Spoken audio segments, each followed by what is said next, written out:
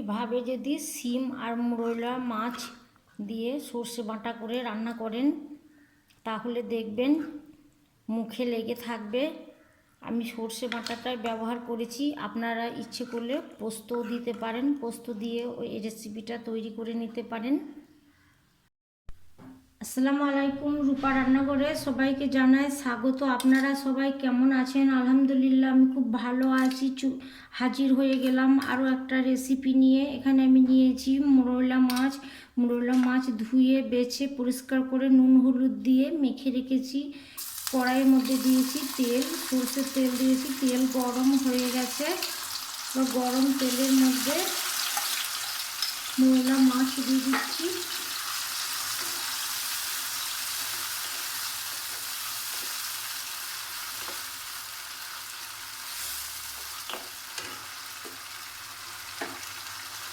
গ্যাসের ফ্লেমটা আমি মিডিয়াম করে রেখেছি। মিডিয়াম করে মোরলা মাছগুলোকে হালকা করে ভেজে নেব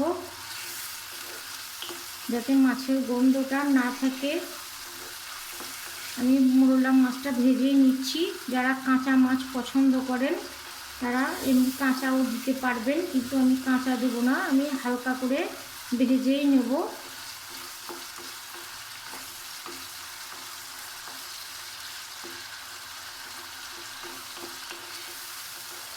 আমার মাছ ভাজা হয়ে গেছে, এবার আমি একটা প্লেটের মধ্যে তুলে নিচ্ছি।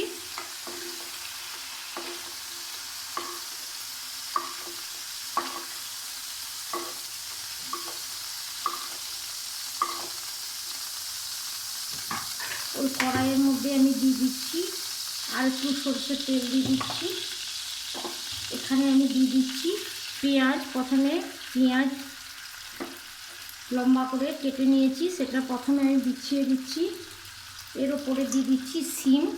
শিম খুব ভালো করে পরিষ্কার করে নিয়েছি। শিমের যে শিরা থাকে সেগুলোকে আমি কেটে নিয়েছি, ধুয়ে ভালো করে পরিষ্কার করে নিয়েছি।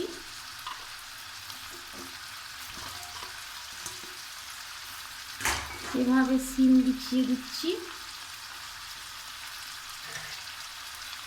দিয়ে দিচ্ছি কাঁচা লঙ্কা চেরা, দিয়ে দিচ্ছি আদা রসুন বাটা, দিয়ে দিচ্ছি কাঁচা হলুদ গুঁড়ো, দিয়ে দিচ্ছি কাঁচা জিরে ধনের গুঁড়ো, দিয়ে দিচ্ছি স্বাদ মতো লবণ,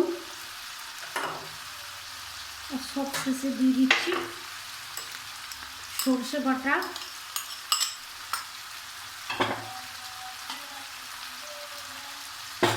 এবার দিয়ে দিচ্ছি পরিমাণ মতো জল।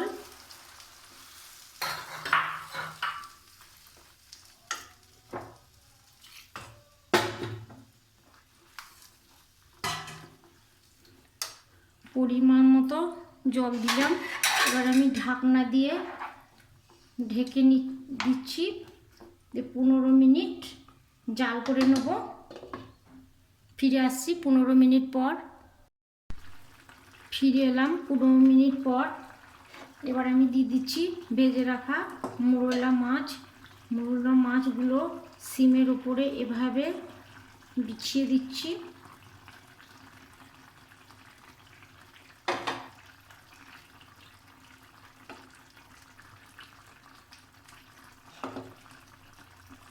আবারও আমি ঢাকনা দিয়ে দিচ্ছি।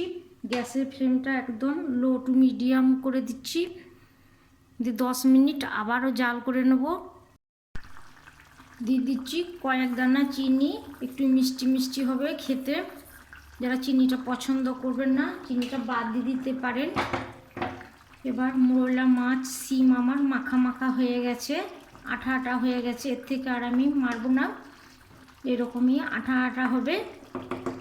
শিমের সঙ্গে মোরলা মাছ লাগা লাগা খেতে খুব ভালো লাগবে। এবার আমি দিয়ে দিচ্ছি কয়েকটা চেরা কাঁচা লঙ্কা, দিচ্ছি ঝালের জন্য। ঝালটা যে যেমন পছন্দ করবেন সেরকমই দিবেন। আমি এখানে কাঁচা লঙ্কাই রান্নাটা করেছি, আপনারা ইচ্ছে করলে শুকনো লঙ্কাও দিতে পারেন।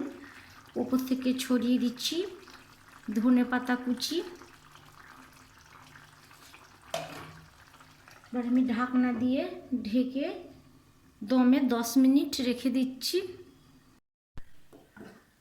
একবার অবশ্যই বানিয়ে খাবেন, আর কেমন হয়েছে কমেন্টে জানাবেন। আর যদি ভালো লেগে থাকে লাইক শেয়ার আর সাবস্ক্রাইব করে আমার পাশে থাকার অনুরোধ রইল। সবাই ভালো থাকুন, সুস্থ থাকুন। আজকের মতো আসি, আবার দেখা হবে একটা নতুন রেসিপি নিয়ে। আল্লাহ হাফেজ।